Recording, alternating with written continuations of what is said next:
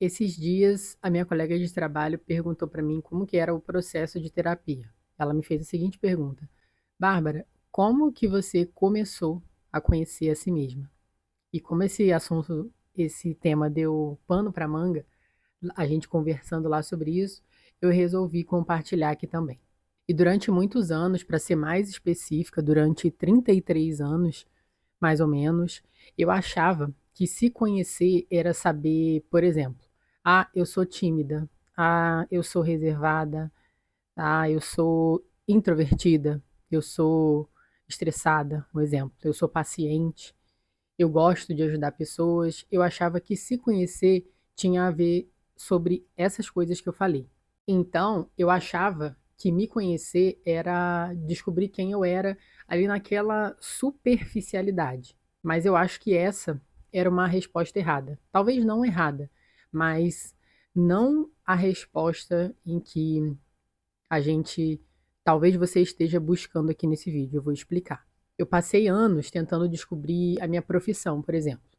E eu acho isso muito cruel com o jovem, porque a gente sai da escola, do ensino médio, ali tendo que resolver, decidir o que vai fazer para a vida inteira. Então, com 17, alguns com 17, alguns com 18, a gente tem que resolver o que a gente vai fazer para a vida inteira. É uma pressão que colocam na gente. Pelo menos no meu caso foi assim.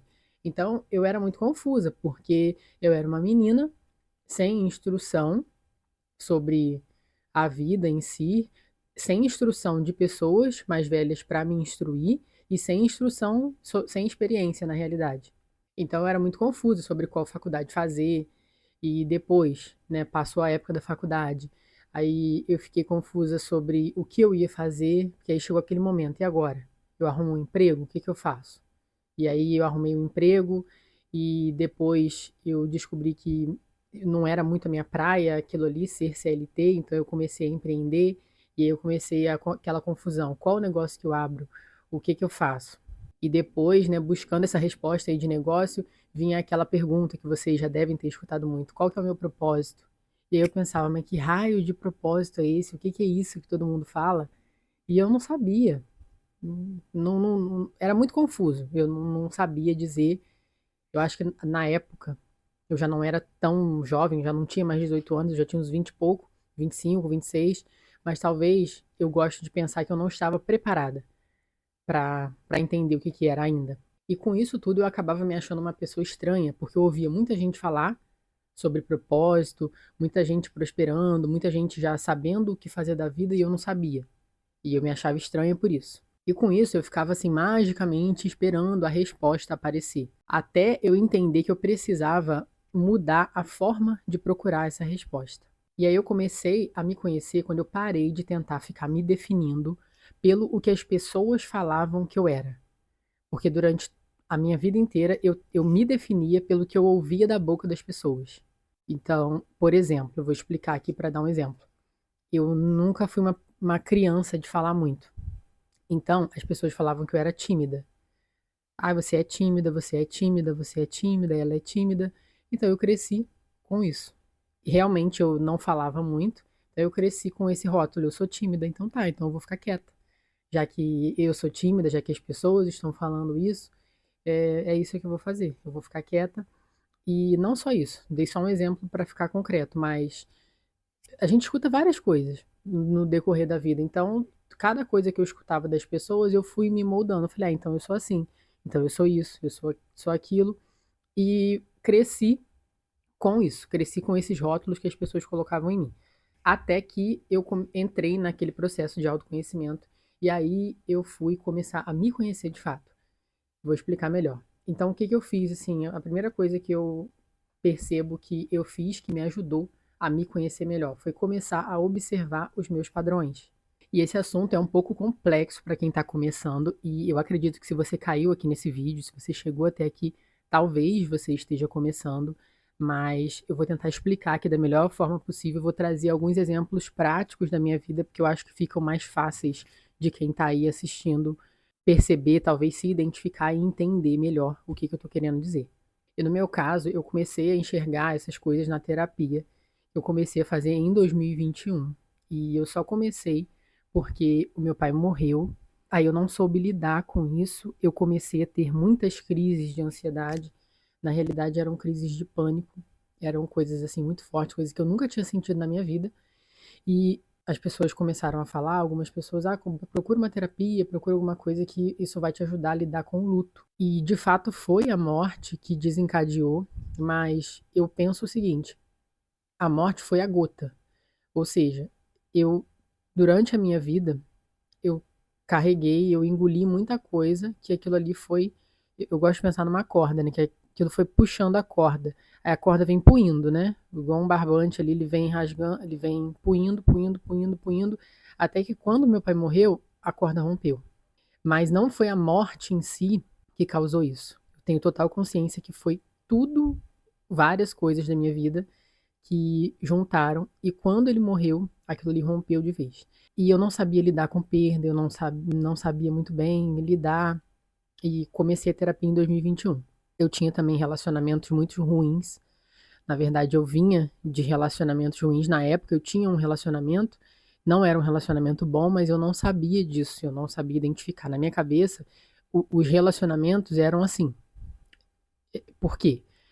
Não é que eu era uma menina ingênua, mas os relacionamentos que eu estava acostumada a ver, onde eu crescia, ao meu redor, na minha bolha, eram mais ou menos da forma que o meu era. Então, para mim, era normal. Então, para mim, o meu relacionamento era normal. Na terapia, a terapeuta, né, ou a psicóloga, vai conduzindo de uma forma que a gente começa a enxergar certas coisas. Pelo menos no meu caso, ninguém me falou. Ela nunca me falou nada, você é isso, você é aquilo, você está aceitando isso. É pergunta que elas vão fazendo e que faz a gente pensar. E cada um tem um tempo. Algumas pessoas demoram mais, algumas pessoas demoram menos. E no meu caso, eu comecei a mudar mesmo em 2025. Então, coloca aí que foram 4 anos mais ou menos até essa mudança acontecer. Então, eu precisei desse tempo, no caso foi o meu tempo, eu precisei desse tempo para conseguir realmente começar a mudar, para mudança radical mesmo, mas não foi do dia para a noite, percebe? Foi um processo. E eu tive que ter paciência para esperar isso aí acontecer. E eu vou tentar exemplificar aqui alguns padrões para ficar mais fácil o entendimento. E um padrão que eu enxergo muito em mim, que era muito forte em mim mesmo, eu tentava mudar pessoas que não pediam para ser mudadas. Ou seja, pessoas que não queriam mudar. Isso era muito forte em mim, isso aparecia muito em relacionamento. Eu queria muito mudar o meu parceiro.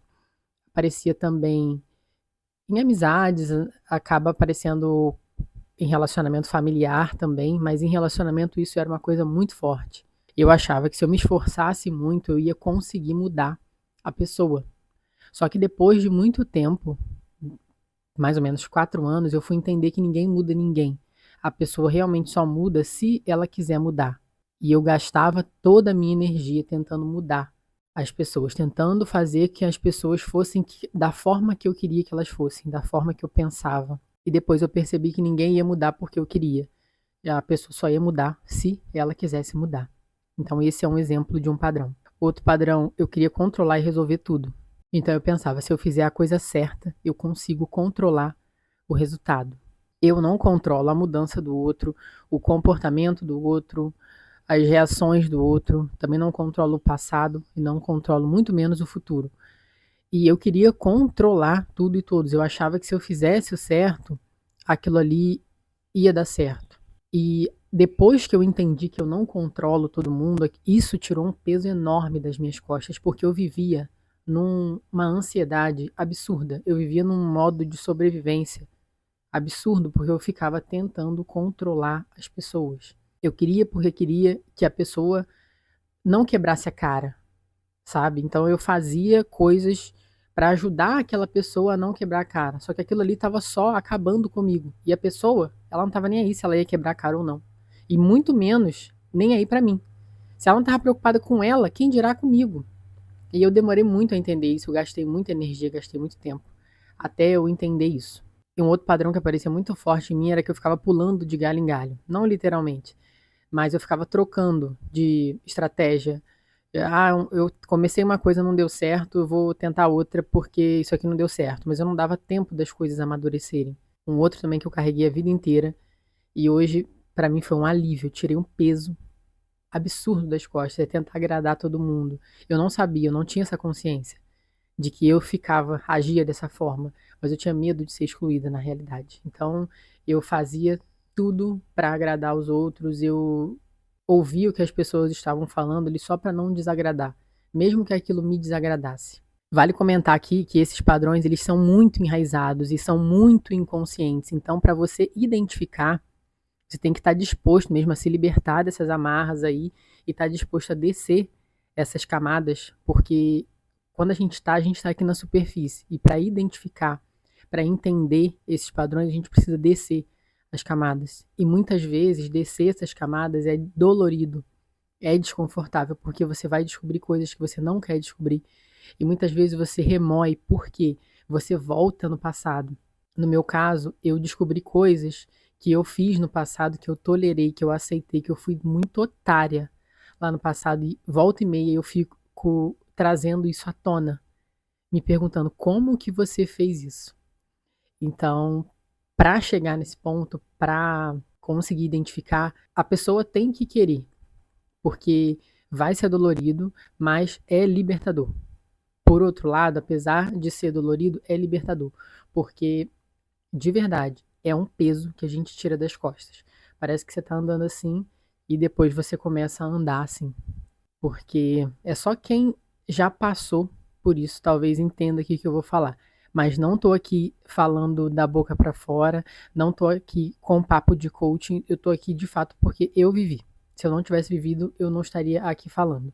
E eu poderia enumerar aqui muitos outros padrões, dezenas de padrões, mas o intuito do vídeo não é esse. Eu só falei esses padrões para ficar mais fácil o entendimento, que eu acho que dessa forma fica mais fácil. Mas caso você que esteja aí vendo queira um vídeo específico sobre isso, comenta aqui que aí eu posso fazer um vídeo específico sobre os padrões.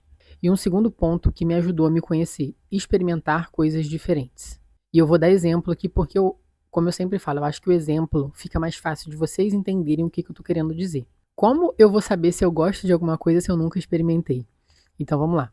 A minha vida inteira, a partir da minha adolescência ali, dos meus 16, 17 anos, eu comecei a beber álcool. E eu bebia cerveja, porque o meu círculo ali, a minha família, todo mundo bebia, então era natural, aquilo ali era normal para mim. Com 17 anos mais ou menos eu comecei a beber. Eu bebi até os meus 34 anos, então foram 17 anos bebendo, todos os finais de semana praticamente. E então a minha base de vida era bebendo bebida alcoólica.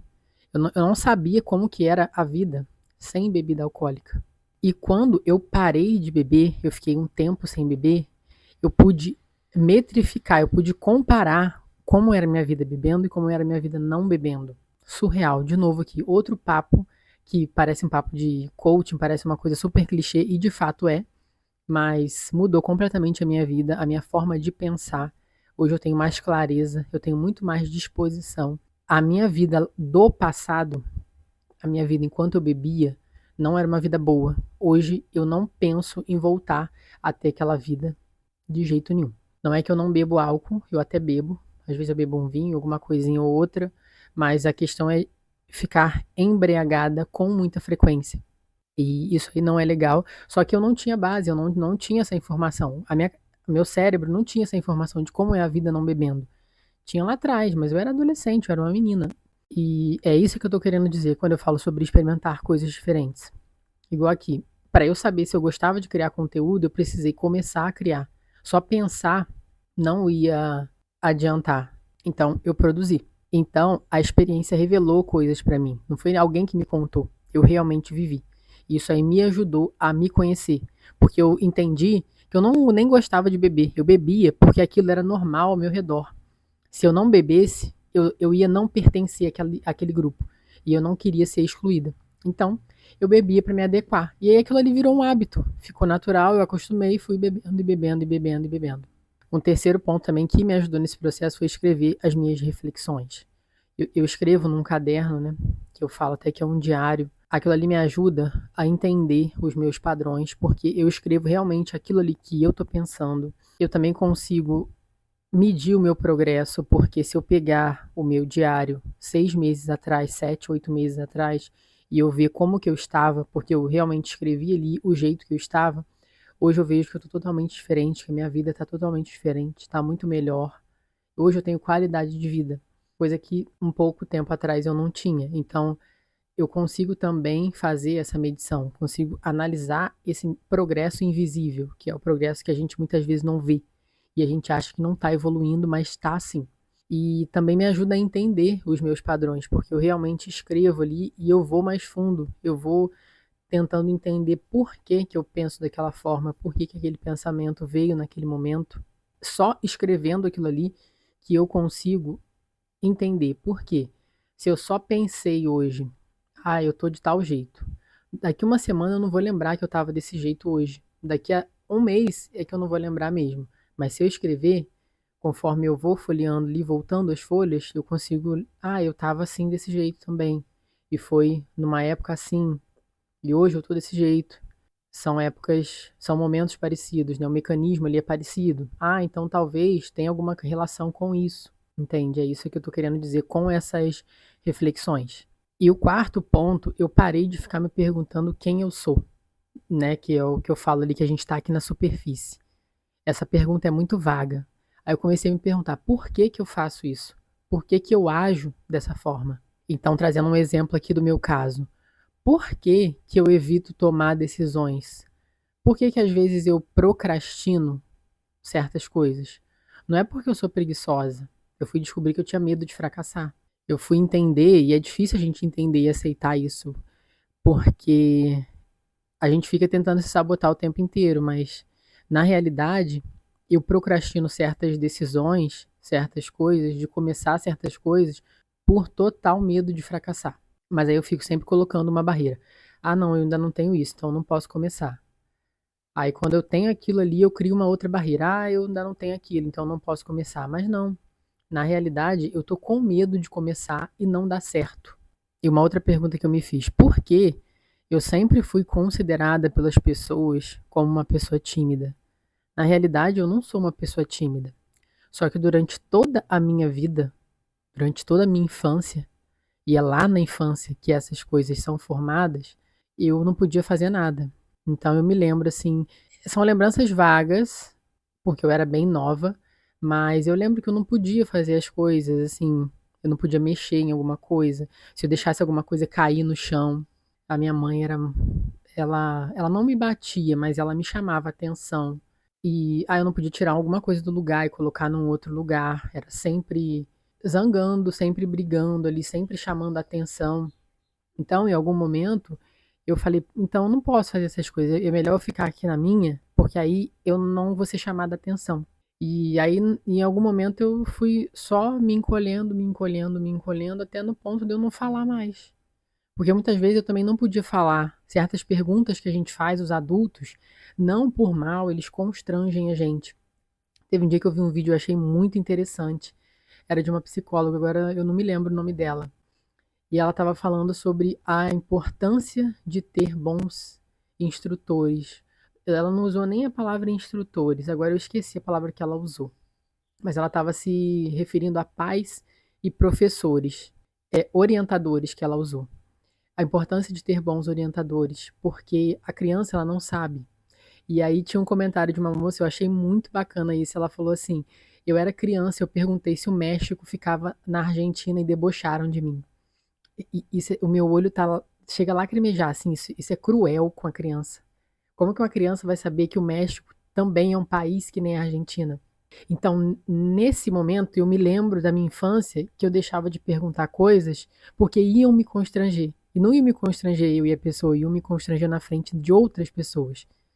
E ninguém quer ficar sendo constrangido. É claro que depende de cada criança. Mas no meu caso, eu fui me fechando, eu fui parando de perguntar, porque eu sabia que eu ia levar um fora. Eu sabia que eu ia ser chacota. Então eu fui deixando de perguntar. Em algum momento também eu lembro muito disso. E eu sempre tive esse tom de voz aqui, esse timbre de voz mais esqueci como é que fala, grave. Eu sempre tive esse tom aqui mais grave, desde criança. E os adultos ficavam imitando a minha voz. Mas não é por mal, eu não tô falando aqui de maldade. Pelo menos eu acho que não. E eu ficava com vergonha, porque as meninas que eu conhecia não tinham voz igual a minha. Então eu me achava esquisita. eu pensava assim: "Minha voz é esquisita, minha voz é grossa e eu então não vou falar". Isso é muito forte, assim, mas eu só fui entender isso hoje. Então a explicação que eu tenho, eu não era tímida, eu simplesmente fui sendo podada. As pessoas ali sem querer foram me podando até o momento que eu não falava. Era muito quietinha, muito na minha, tinha muita vergonha de aparecer. As pessoas falavam comigo, eu respondia assim, mas com muita vergonha. E é isso, é de fato isso. Não tem outra explicação. E entende como é doloroso descer as camadas? Porque você chega num lugar que talvez você não quer chegar. No meu caso, assim, eu não tenho essas lembranças vívidas, totalmente vívidas, mas eu tenho lembranças. E mexer nessas lembranças é desconfortável, mas eu penso que só assim que a gente vai evoluir. Porque hoje eu tenho total certeza de que eu não sou tímida. Então eu não preciso me preocupar com isso. Eu fui treinada para ser tímida. E da mesma forma que eu fui treinada para ser tímida, eu posso me treinar para não ser tímida. Uma outra coisa que eu ouvia também as pessoas falando muito de mim era a palavra bicho do mato, o termo bicho do mato. Aqui na minha região é, é usado para nomear uma pessoa mais quieta, uma pessoa que não gosta de aparecer, uma pessoa que está sempre ali se escondendo, é o bicho do mato. Como eu ouvi isso na minha infância. Ah, a Bárbara é bicho do mato. E eu falei, então tá. Então eu sou bicho do mato. Nossa, eu ouvi isso muito, muito, muito, muito. E aí eu acabei internalizando isso. E como eu falei, embora essas partes sejam dolorosas, eu entendo que elas são super necessárias para o nosso crescimento. E hoje eu ainda estou me conhecendo, ainda tenho muita coisa para aprender. Eu acho que isso é um processo para a vida inteira. Mas se alguém me perguntasse como conhecer a si mesmo, que foi a pergunta que essa minha colega de trabalho fez, a minha resposta seria: comece pela terapia. Porque é ali na terapia que você vai começar a enxergar certas coisas que você não está enxergando. E também observe a sua vida, porque são ali nos detalhes que você está muito acostumado, é ali que a gente tem que observar. Observar a sua própria vida, porque cada um tem a sua individualidade. Aquilo que um dia fizeram você acreditar, talvez não seja bem dessa forma. E se for, né, se realmente for aquilo que te falaram, tudo tem um porquê. Os seus padrões, as suas escolhas, as suas reações dizem muito mais sobre você do que o que as pessoas te falaram lá no seu passado que você é. E a gente se vê no próximo vídeo.